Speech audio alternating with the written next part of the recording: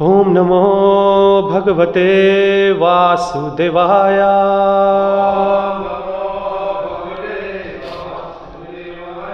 Om Namo Bhagavate Vasudevaya.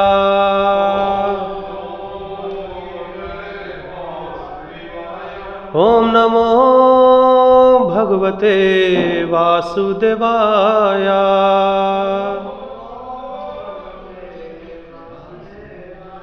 Hare Krishna everybody, I would like to welcome you all for our today's Srimad Bhagavatam class. Today we are reading from Canto 3, the status quo, and chapter number 28 entitled Kapila's Instructions on Devotional Service.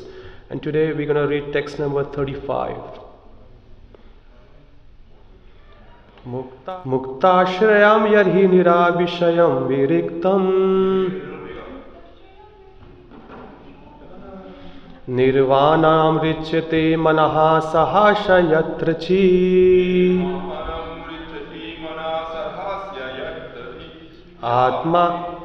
Atmanam atra purusho vayavadham ekam Anvikshate pratinivritta guna pravaha.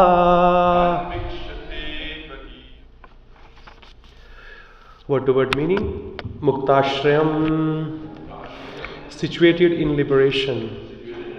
Yarhi, at which time. Nirvishayam, detached from sense objects. Viraktam, indifferent. Nirvanam, extinction. Richyati, obtains. Manaha, the mind. Sahasa, immediately. Yatha, like. Archihi, the flame. Atmanam, the mind. Atra, at this time. Purushaha, a person. Avyavadhanam, without separation.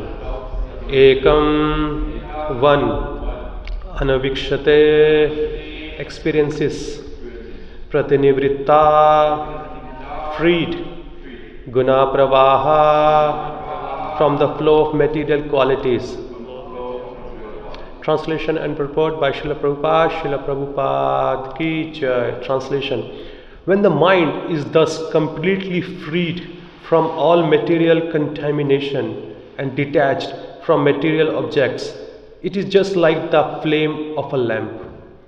At that time, the mind is actually dovetailed with that of the Supreme Lord and is experienced as one with Him because it is freed from the interactive flow of the material qualities.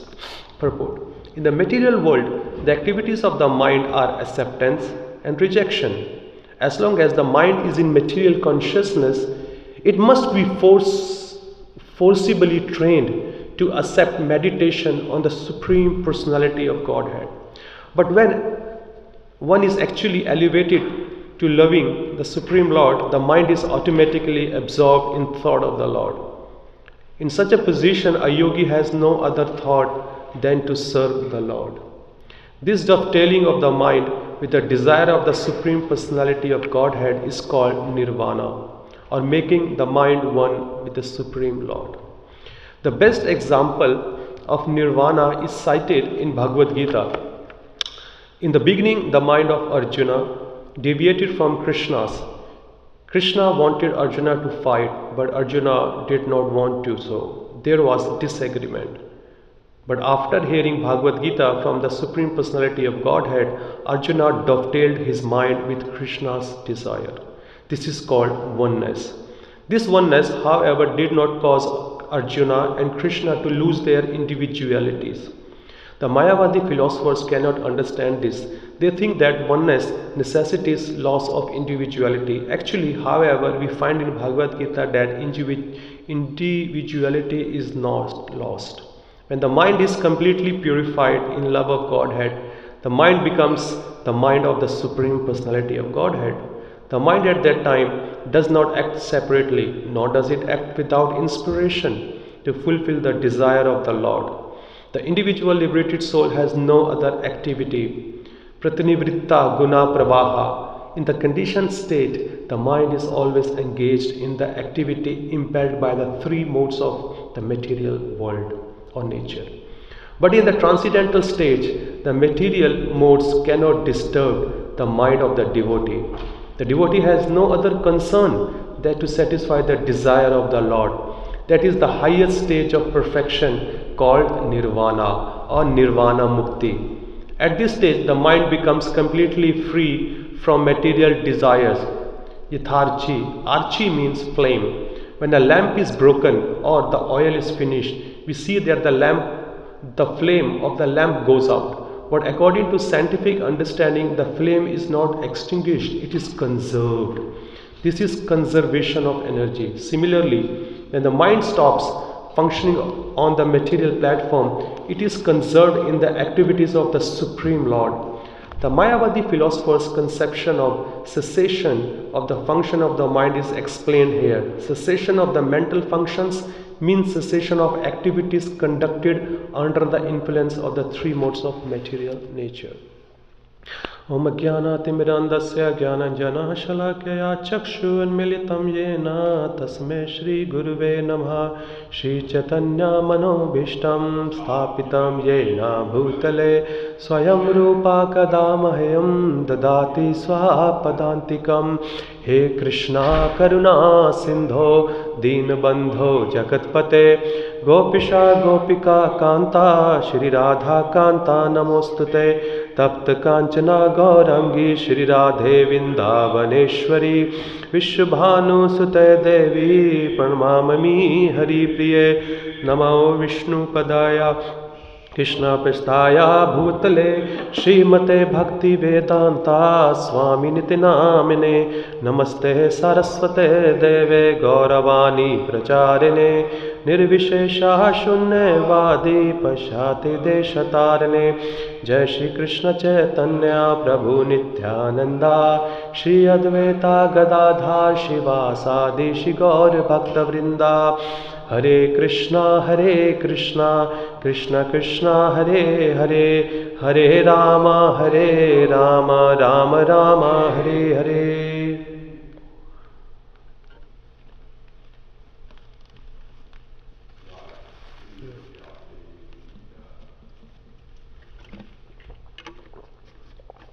So,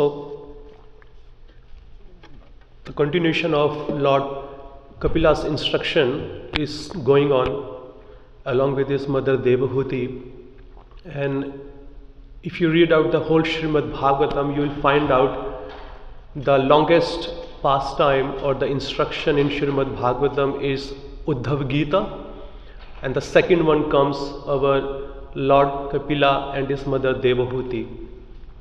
And as you can see, because it's been going on for so many chapters here, and now it will finish till chapter 33. So we can find out again and again in every single chapter or every 10-15 verses, Lord Kapila, he's emphasizing the point where the root cause is for everything. Again and again he's coming up the same thing: mind, false ego, senses.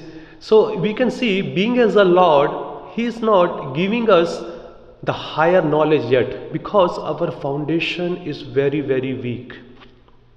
We need to work on our foundation.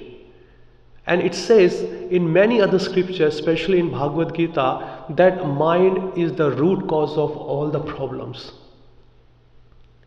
Okay, we can understand this body is, the gross body is made of 5 things, and the subtle body is made of 3 things. Yes? And those 3 things are mind, intelligence and false ego. In today's verse we are speaking about the mind, and mind is so subtle that we are trying to conquer the mind. If you try to conquer something, you must see first that thing. How does it looks like? What's its nature?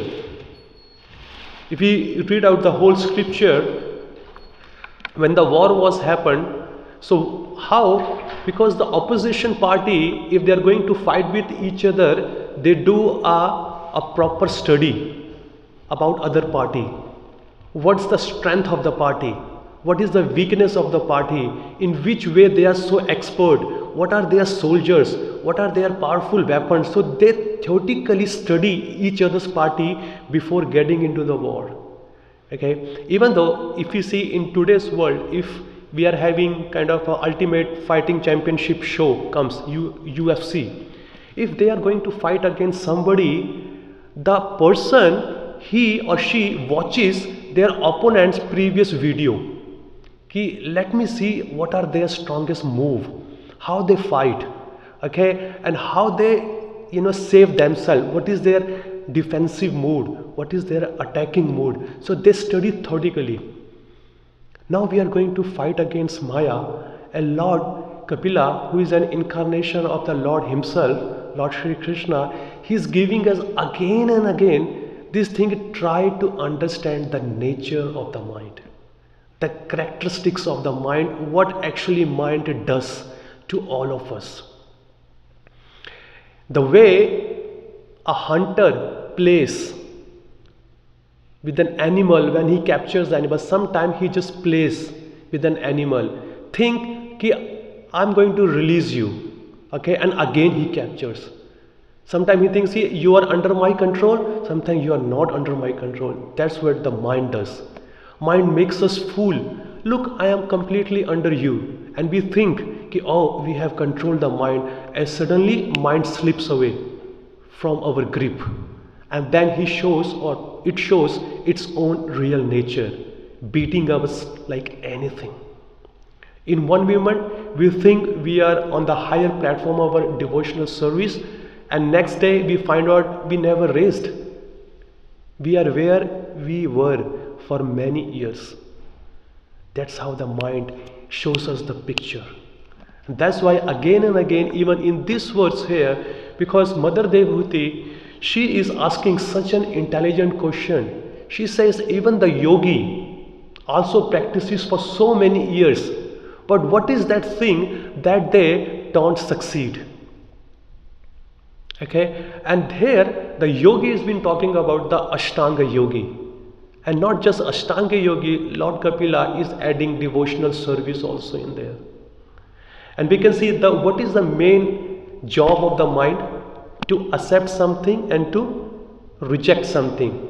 And in other way, Srila Prabhupada says thinking, willing and feeling, acting on that perspective here. But the mind, if it's not trained to follow the instruction of the Lord, which is in the form of the Veda, and his true represented in the form of spiritual masters, not just masters, spiritual masters, okay, then the mind has many branches. Where do we get this information? Where Lord himself says, if you are not pointed attention with my desire, so you have many branches, which is the shloka in Bhagavad Gita 2.41, Vyavasatmika buddhir ekeha guru nandana bahushakahe anantasya buddhyo vyavasaya nama. That means if your purpose, your attention is not resolute one with the Supreme Personality of Godhead, then you have many branches to jump on. Who jumps mainly? Monkeys jumps. Okay, and that is the mind of a monkey. Okay, in the scriptures, because mind has been referred to many analogies. Mind referred to child also. Have you seen the child 2-3 years old when we play around and they become mischievous? We ask them, no, sit properly. They cannot even a single second they can sit like this. They are always chanchal, flickering. Every moment they just want to do something, scratching their head, back, playing something. No, don't move, still they move. That is the condition of the mind. And other way in the scripture it has said, mind is compared to a monkey. How monkey is also so restless. And if first of all the monkey itself is so restless, it's enough to say mind is like monkey. But if the monkey drinks liquor, what is the condition of the monkey? First of all, he himself by nature is very restless. And top of that, if that monkey drinks the liquor, it is more restless. And top of that, if the monkey is bitten by a scorpion, even it's more dangerous. And that is the condition of a mind. That's how this mind is so restless. Prabhupada writes in the first paragraph of this verse here, and he compares to as a nirvana, uses a word of nirvana. If you have been to India, many people, they say we are from a nirvana background, or I'm going to achieve nirvana. Especially Buddhist people uses this term nirvana. I'm going to achieve nirvana, or Mayavadis or impersonalists. But their definition to nirvana means oneness. How do they define? They say oneness means you practice for a short period of time, then you will realize yourself, you are going to merge with the Lord, and then you will become a God. Because you are not practicing enough. And they give so many other examples. First example they give, air. They say there is a pot and air is inside the pot and the air is outside the pot. And when you break the pot, the inside air and outside air merges. So that means when you give up this body is like a clay pot. So when this Atma, when it merges with Paramatma, then you also become Paramatma. And second philosophy they give, the river. When the river merges, goes to the ocean and it merges, it becomes one. But how Srila Prabhupada refutes, first of all, soul is not air. Soul is not water. Air and water, they are material things. Okay. And second thing, Prabhupada says, because in the river there are many living entities are living. So we are living entity, individual living entity. We are not dead. We are living entity. And when that so many living entities, such as in the form of aquatics, fish, crabs, or prawns, or small other living entity, when they go along with the river, when they merges in the ocean, they don't become the ocean. They still carry on their own existence. They don't merge with that. And in Bhagavad Gita 2.12, Lord refuses what is the actual meaning of nirvana. He says it's not oneness when you merge. Natveham jatu nasham natva nevi janadipa na sarve vya athaparam. No. Na chayana bhavishyama sarve vya athaparam. There was never a time I did not exist, you did not succeed, and nor all these things.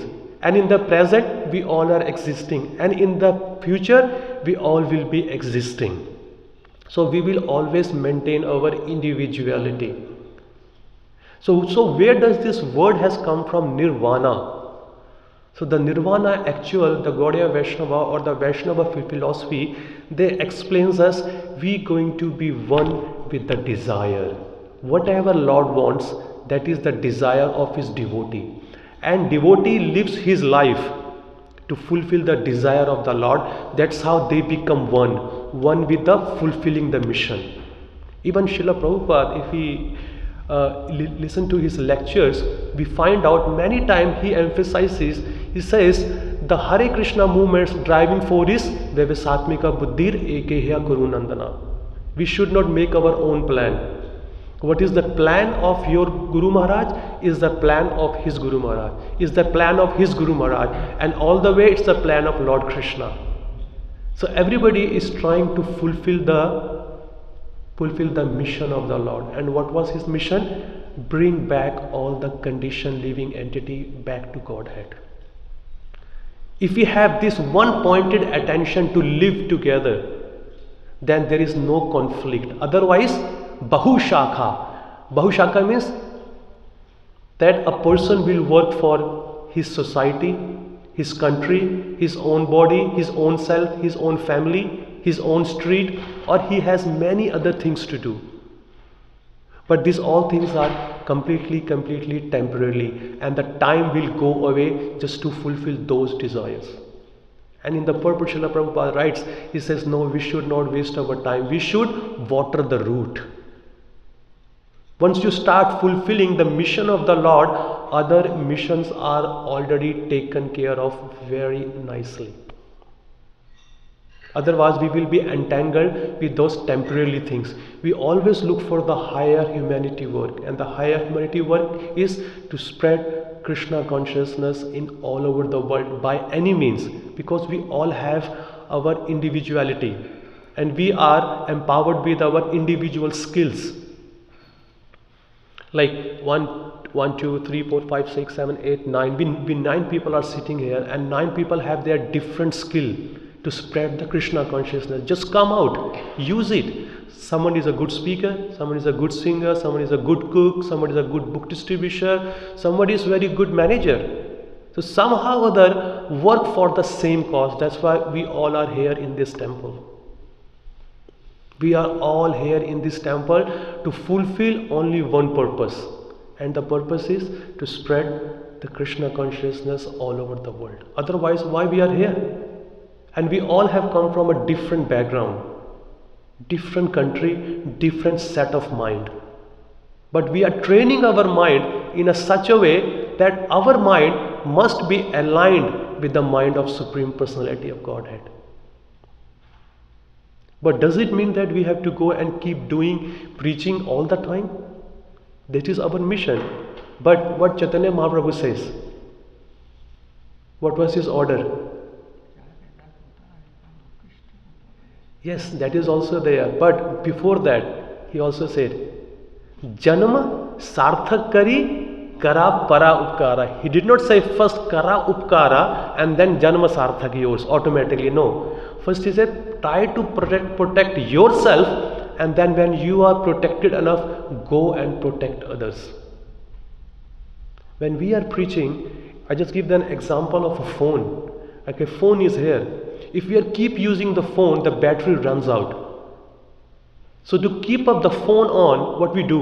We recharge it every day on daily basis. As we see, oh, 20% less, 10% less, only that much left, let me recharge my battery. That's how I'm going to use the phone. In a similar way, when we are preaching and not focusing on our sadhana, which is the real source of our recharge, and when we are lacking in that sadhana, then we will be run out of the spiritual energy.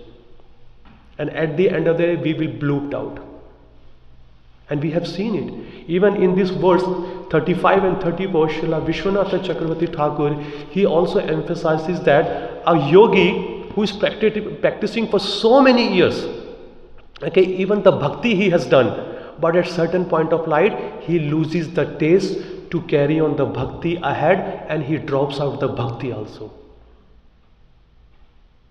That's what Srila Vishwanath Chakravarti Thakur says on this 35 and 34 verse very clearly. Sometimes he comes and see the Lord. Sometimes he chants the Hare Krishna. Sometimes he preaches for many years. And suddenly, one day, he starts losing slowly. Why? Because he thinks he has controlled the mind. And now mind is controlled. And that is a very subtle trick of the mind, to make you think that you have control or own me, but actually not. And whenever I think to say something on the mind, there is a very beautiful pastime of Lord Rishabdev comes into my mind. When I was doing my Bhakti Vaibhav, these 2-3 sets of shlokas, they have been into my mind so deeper, I think, no Baba, I'm nowhere nearby.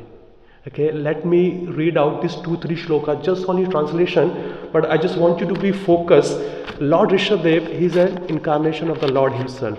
Okay, what he's saying, Canto 5, chapter number 6, the activities of Lord Rishabdev, text number 2. The translation goes, Srila Sukadev Goswami replied, My dear king, you have spoken correctly. However, after capturing animals, a cunning hunter does not put faith in them, for they might run away. Similarly, those who are advanced in spiritual life do not put faith in the mind. Indeed, they always remain vigilant and watch the mind's activity or his action. But what we do? And what is saying? The person who is advanced in spiritual life, they don't trust or put faith in the activities of the mind. But we think we have been advanced and we let the mind loose from our hand.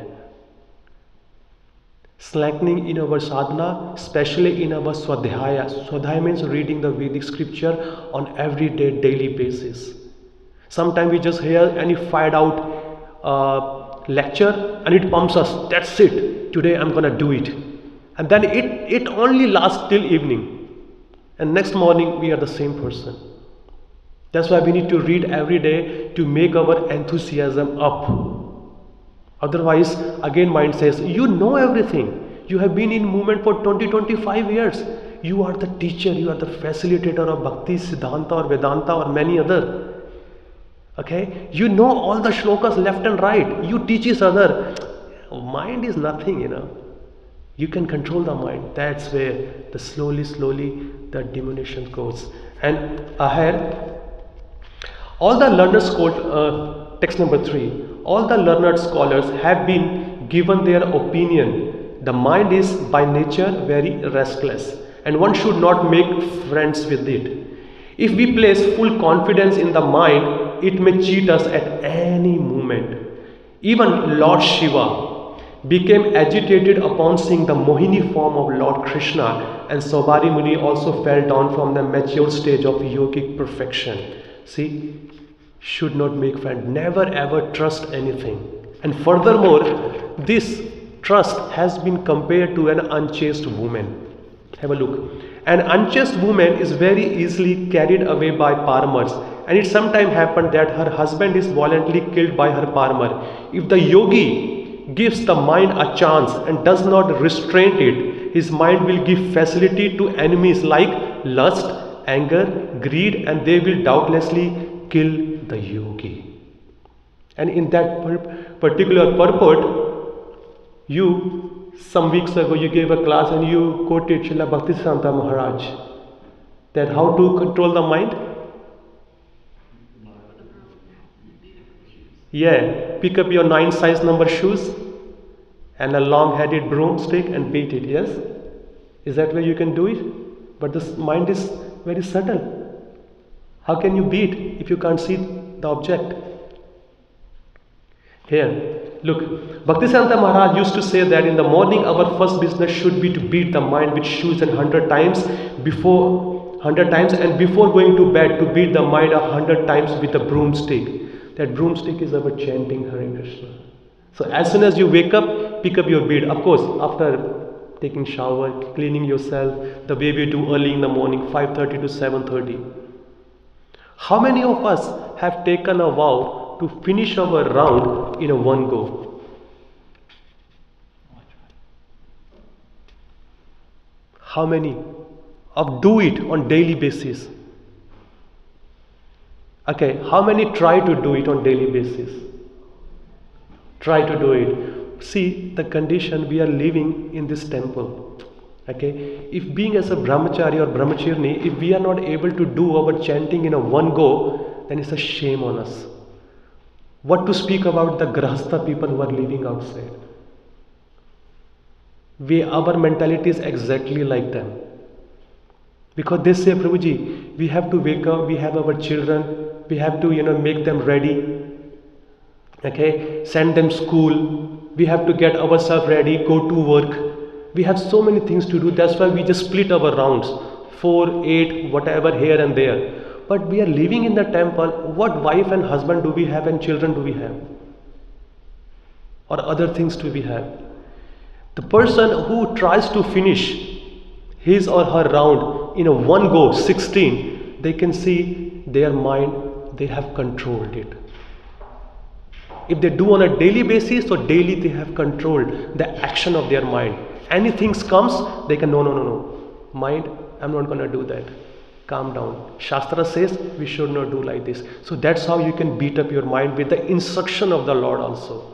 But if it becomes like a casual thing, 2 here, 4 here, 5 here, walking out chanting in the train and tram, seeing the side view, finish. So that means the opportunity Lord has given us to stay with Him in His palace on a same building, we will lose it. That means we are becoming casual. And that casualty will not help us to grow in our spiritual life. And that's how the mind is there. Even though we are living, this purpose says all over ISKCON temples there are Vakunthas or Vrindavan. But if we are living in the Vrindavan, then why there are so many dualities or there are so many frustration is there? Even though we are living with the Lord. Why? Because when somebody lives in certain place, there are some certain rules and regulations are there. When we don't follow it, then what is our hope? Do we think when we're going to get married in the future, if somebody is planning, he or she, so what will happen to them? What is their hope? Very difficult to come out. That's why Lord is saying to beat up the mind 100 times. As soon as we get up, please finish your round as early as possible in a one go. And see the weight on your speech when you go and preach outside. You will see there is a less affection of Maya on your consciousness. Otherwise, when we go and do Harinam outside and we do book preaching, my God, the heat is so heavy. The heat is so heavy because the aura, the negativity of the people is so heavy. As soon as you just do hi-fi or do like this, it just gives a very heavy reaction to you. Because you are sharing their karma by touching them also. That's why Prabhupada and other senior sannyasis says, don't allow, and Prabhupada has said, don't allow anybody to touch your feet if they are not initiated. Because you are carrying their reaction very heavily. And it will make you sick also. And it will make you dumb in your practice also. Sometimes we don't feel to wake up. Sometimes we don't feel to put our hand in a chanting bag. And that's heavy it is. That's why everyone wear their shoes or their socks on or many things. So make sure there is no direct contact. But it's not that so easy. Because we need to preach somewhere. So somewhere we need to avoid touching people. We'll answer your questions. I know you do a lot. We'll answer your question when you ask at the end. So we need to be very mindful in that sense here. Prabhupada says, no, we should not. But if somebody comes and touches, just pray or think about your spiritual master and pass on whatever you are getting on his name to him. In this way you will be humble and protected by that. And furthermore, he says, in this way one's mind can be kept under control. As an uncontrolled mind and an unchaste wife are the same. An unchaste wife can kill her husband at any time. An uncontrolled mind followed by the lust, anger, greed and madness, envy and illusion can certainly kill the yogi. And the yogi again fall down in the pool of this material world. Even though he thinks he is advancing, no. It looks like we are advancing, no. Externally we are advancing, changing our dress from jeans to dhoti or skirt to sari. No. We need to do internally work. And the mind is the one cause there that you have to control it. It's just like a wild horse. You are trying to train that wild horse very badly. And you know how the horses does? Kicks you right on your face, on your body. And when they kicks is very heavy. And do you know in the circus how the lion has been trained? Have you seen anybody? If you capture a new lion, not like new, like a fresh lion from the jungle, from the forest, he's independent. Yes, he's independent to do anything because he's the king, and king doesn't follow anybody in that sense. And top of that, he's an animal. What they do, they keep him in the circus, in the jail, okay, in a prison, whatever the cage is, and they don't feed him. They don't feed him a day, a week, a month also. And he becomes weak. And when he doesn't get anything to eat, he becomes more wild, more ferocious, and he roars like anything. It seems like he's going to break down the cage. But still the master, what he does, doesn't feed him. And over the period of time, there is a transition. It goes from here, go up here, come down. When he's right on the pitch, we think he's going to break down the cage. No. He's just on his last snare, and slowly he gets weak, and he does exactly what a master asks him to do. I don't know if you have done it or not, have you seen it or not, check it out on YouTube, how the lions are being trained. They have not been fed for many days, and that's they become weaker, and they exactly follow what the master says in the circus. Jump, ring, jump from this fire ring, jump from this table, jump from there.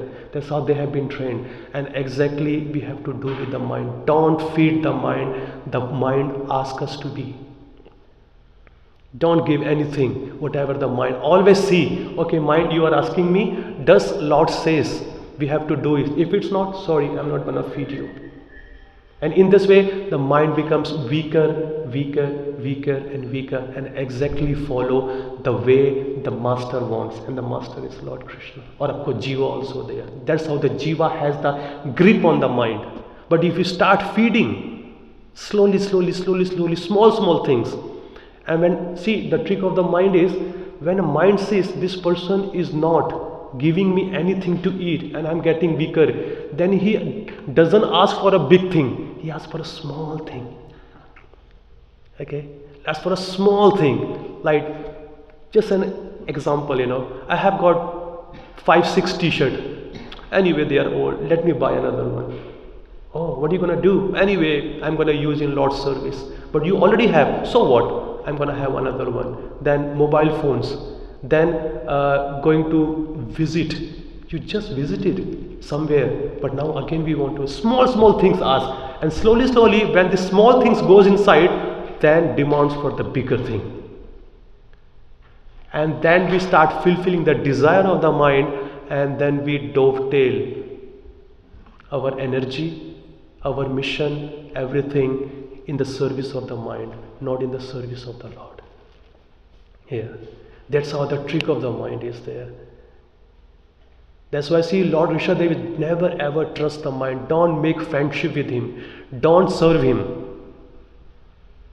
Okay? Think them, they are exactly like an unchaste lady.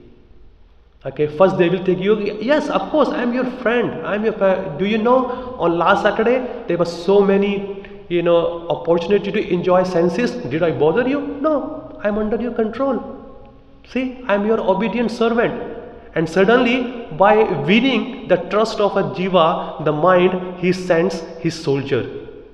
And the soldiers comes at the back, slowly, like a spy, hidden spy. And they enters in the heart. How? In the form of? Kam, Krodha, Lobha, Moha, Mad, Matsarya. They all comes here, lust, greed, anger, envy, illusion. They enters in there and they conquer the whole palace. The palace which meant to be the resident of Lord Krishna. If that palace is already taken by these thieves and rogues, Krishna comes, where is my place to live? Because these dirty people are already living there. I'm not going to live there. So how is going to live in our heart? That's why we need to keep cleaning with our broom, these sticks and there, every day and morning. Waking up, chant Hare Krishna. Going to bed, chant Hare Krishna. It's a very beautiful feeling when you're going to take a sleep now in the night. If you chant 1 or 2 rounds, you can see what a peaceful sleep do you do. Even though it's material we do for the sleep, but it's a powerful, because if your mind is stable, if your mind is controlled or not been agitating, then you really have a very good sleep. Otherwise you are sleeping externally, but your mind is going on in your mind, like in your dream. There's so many thoughts are there, and when you wake up with your tired mind or tired body. Oh man, not have enough sleep. Not have enough sleep there. And other way, Srila Prabhupada also says, we have to put ourselves in a certain situation there where our mind is not agitated. Like mind, he says, is like a water. If the water is not being agitated, it's completely stable, you can see underneath what's in there. I don't know if you have noticed in the ocean or not ocean, maybe somewhere in the pond or something. If you see, if you put a stone in the water, so what does happen? It's agitate the water and you can't see underneath what is there clearly. But then similarly, if we throw any desire in the mind to enjoy this material by any means, even if it's eating also, or by any means, it's agitate the mind. And when it's agitate the minds, so you cannot differentiate what is good for you and what is not good for you. Because for that thing you have a very stable and clear mind. So in this way, we have to be similarly put ourselves in a certain situation where our mind should not get agitated by any means, either by arguing with somebody, or by our own body problem, or by our own services. By any means, try as much as you can protect your mind from these external agitations. When you do that, when you see, if you didn't do anything yesterday nonsense, and today's morning japa becomes much more better. But if you are chanting in with such a restless or agitated mind or an angry mind, then it affects your japa and your devotional life for the next day. Or maybe it could take a week also. I have noticed it. That's my own personalization. If you have done something, so next day or the whole day, you don't feel to pick up the book and read any single line, because your mind is so disturbed by that incident, and the next day, or it takes a week or a month also to come over from this, then you have to make yourself, what should I do, and all the solutions are given there. Protect yourself as much as you can, and don't forget the purpose we got into this temple, and the opportunity and the facilities, because this opportunity has been provided by Srila Prabhupada and his disciples. We are enjoying their fruits. If you read our Srila Prabhupada Lila Amrita and many other pastimes of Srila Prabhupada, how much hard work they have done, for upcoming devotee to give them, so they can live peacefully, they can make their life successful, and they can also do some contribution, so the upcoming generation can also come and do the same thing. Today, whatever we are enjoying, we are living in such a wealthy palace or a building here. It is like a palace, such a big hall here, 6-7 story building. This is a hard work of Srila Prabhupada disciple and Srila Prabhupada's. So we are enjoying their fruits. So now we have to set up the same thing for upcoming generation. We need to do something for them also. But how we will do if our mind is not in our control, our own control? And then it can also be done where there is a sufficient hearing of the chanting Hare Krishna Mahamantra of the Srimad Bhagavatam on a daily basis, and performing our Swadhyaya, which is our reading, personal reading, and plus our services here. Okay? Thank you so much. We have got 5 minutes, 10 minutes to go, and we can answer. You can use the mic. Do we have mic here? Mic is broken. Okay, anybody can go, please. Yeah, please, anybody. I guess I just wanted to ask for some clarification. You were saying a few times the mind is, we shouldn't make the mind a friend, but I've always heard the mind can be one's best friend or one's worst enemy. So I guess maybe I'm just asking for a little clarification there. Yeah, Mataji's question is, I said two, 3 times in my lecture that mind should not make mind friend, because she has heard that mind you can make friend also or enemy also, like that. But the point is, mind is tricking you. I am your friend, and he asks you what he asks you to do. But if he asks you something, make sure his demand should be aligned in the scriptures. Does my Lord wants me to do like this or not? If he says, sorry my friend, you are saying I'm your friend, but actually you are acting me as an enemy. Have you felt that in our daily life also? Not in our Krishna conscious life, but other life, when we have so many friends. They act as our friend, but some point of life they come out as our enemy. I don't know if you have felt it or not. They show you they are your best friend, but at some point of life, you find out actually they were never your friends. They were your enemy all time. They were leaking out your information to somebody else. They were be with you to harm you. But we did not recognize them as our enemy. We recognize them as our friend. That's what the mind does.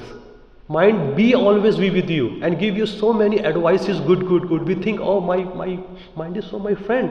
He's giving me so many advices, but is that advice aligned by the advice of Lord Krishna? If it's not, then sorry, you are not my friend.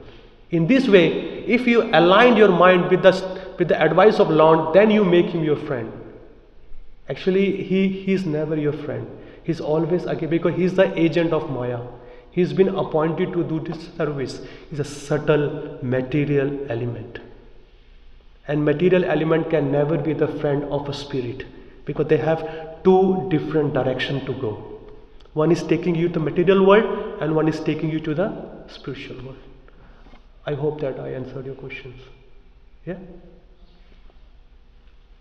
I was wondering about, you mentioned that when we go on book distribution, we'll be careful not to take people's karma. And I was having trouble finding a reference for it actually, but I was told before, and I was wondering if maybe Tulsi could comment on this. But the Srila Prabhupada explicitly said no, that that's not the case. The one is protected when they go out to distribute books. Because they're in the Sankirtan mission, they're actually protected, they're taking on people's karma. You shouldn't worry so much about touching people or shaking hands. I mean, I found one reference where Srila Prabhupada was asked about shaking hands with people. And he said, well, do we take on their karma? And he said, I hope not. Yeah. Clear answer. So I'm wondering about that. Maybe if Tulsi could share something too in that regard. Because I was pretty sure that I've heard before that one is protected when distributing books. That's something that is there. Yeah. When you do all these things, make sure you are spiritually strong enough. Yeah. Make sure this point here. Okay. When I said there is a reference of Srila Prabhupada, he said it. Make sure the person who is not initiated should not touch your feet or should not touch you. But when in terms of doing preaching, we do allow, we take the risk. We take the risk of our own spiritual life to give them the spiritual life. Like one statement of Lord is there, he should not give the message of Krishna consciousness to an atheistic people or the faithless people. But Prabhupada also right, but the devotees are more merciful than the Lord. They take the risk and give it. Otherwise, if he will not give, how he is going to preach? How is going to make other devotee? So we need to understand that Prabhupada's statement, in which context he has said what. Even the same statement has been said in a different context. Okay, there are so many swamis there, sannyasis are there, and many powerful people are there. They are practicing for 40 years, 30 years, or 50 years. They go and shake hands. They put their shoulder, their hand on their shoulder. Oh, take selfie like that, because they are spiritually power enough to conquer the reaction. But are we? Are we strong enough? No. We need to be where there is a chance to protect yourself, do. If it's not, what can be done? Because we are sharing, Lord will protect us anyway. He's doing it. But still we need to be mindful until unless we are strong enough. That was my point to say. Got it? Or Prabhu, you want to add something into it? I was thinking that it doesn't matter what you do in this world, you'll get some contamination. Yeah. You are in the material world. But the question is to be worthy activity. Know that, okay, I'm achieving something through this. And then it's okay. And even if there is some little contamination, if you properly perform your duty, you'll be purified. Like, for example, you associate with the people, you get some contamination. But then next day you're doing yourself. Yeah. That's why until unless you are not spiritually strong enough, you must be strong enough to conquer or counteract that reaction. Same thing. Yes, Prabhu. Because mic is not there, I can't hear. Yeah. Thank you for the class is full of analogies and your personalization. That's Prabhupada's analogy given in the scripture. Very refreshing and very nice to hear that. Like the flow of a nice river. It is an unobstructed river of mercy and utilization. Thank you. My favorite point was you shared how this verse of the Bhagavad, the fifth canto, chapter 6. Yeah. How a person who is intelligent, he wouldn't sleep with a trained or tamed lion. You never know when the animal is going to come and devour you. So Yes. Think after practicing for some years that the mind is not tamed, it's practicing for a long time. Yeah. But at the same time, that's why Prabhupada insisted that there is both the Rag Marg and the Vaidhi Marg, and we should practice Vaidhi Marg until we reach a place where we really have some deep, love for Krishna that Yes. drives us. Until we reach that place, Yeah. Vaidhi Marg means the mind can be trained. Yeah, mind has to be fully trained and controlled. Yeah. And I really appreciate your insistence also on having a really good morning sadhana. Sometimes modes of passion take us out and we think we are preaching, and that forget the need to also delve more deeper in our Yes. sadhana. Yes. So thank you for your insistence. That was just a reflection. No, thank you so much, because it was everything has come from Srila Prabhupada, because he says ki even though we are in material world, like there is a canto 8 of Gajendra pastime. If you see, Srila Prabhupada in that particular purport, he says even though we are in a foreign land, okay, we have to be very, very careful. Even though we are a spirit soul, spirit soul is Satchid Ananda, eternal, knowledge and blissful, but it's in a wrong place. So we cannot fight against the Maya. We need to be very, very careful and do the needful, where you can protect yourself as much as you can and perform your duty. Why Srila Prabhupada says ki we have to perform our duty in a favorable situation. Because if you try to chant here in the temple, different experience. If you try to chant in the train, completely different experience. So we have to perform and protect as much as you can, and the rest when you go and preach, Lord is there for you to protect. And this elephant, Gajendra, he was thinking the same thing. Oh, I'm such a powerful person when I use my trunk and the lion goes far away, kilometer away. I'm such a powerful person. But he was having this ego in a wrong place. Where? In the water. He was an animal of a land, but he thinks he has the same power in the water. That was his wrong judging or wrong calculation. If he could have, that crocodile could have been on the land, he could have defeated in a one go. But it took him 1000 celestial years.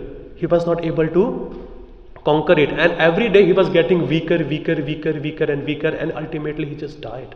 Of course, Lord came and he did his pastime. So Prabhupada especially right, when we are in the material world, we have to watch out and protect as much as we can from everything wherever there is a possibility, so we can gain our spiritual strength. Because spiritual strengths also run out at one point when we start preaching. You are trying to purify your consciousness. You do for so many years. But suddenly one snare of Maya comes, your whole consciousness is contaminated. Example. Okay, we read out whole thing, whole day, and suddenly somewhere in the evening and afternoon, suddenly you're trying to open any internet, something like on a YouTube, suddenly, half naked girls comes up. By this, whole consciousness is contaminated. Just only by one scenario. You took 5-6 hours to purify your consciousness, and suddenly one image reflection is there. Boom, you finish. And then it gives you a heavy projection on your mind. Then it takes, whoa, what was that? See? That's why we need as much as you can protect, because we are in the wrong place to show our power. Okay, anybody else want to say something? Yes, Prabhu, please add on. That's why it's very important to be close. Association of the Vaishnava, yes. Because generally devotees are merciful. If they see something is wrong, Yeah. address it. They will say, hey, I didn't see you on Mangalarti like last month or this or that. So Yes. they will help you actually to Definitely. Not just, touching your body to his body. Just association means following the instructions. Yeah. That's very, very, very, very nice, because that's how the mind tricks. No, you are very, advanced enough. Why you want to take the association? No. A person in any level must take the association of anybody. If the person is lower, like junior to you, take association, because they're going to give you enthusiasm.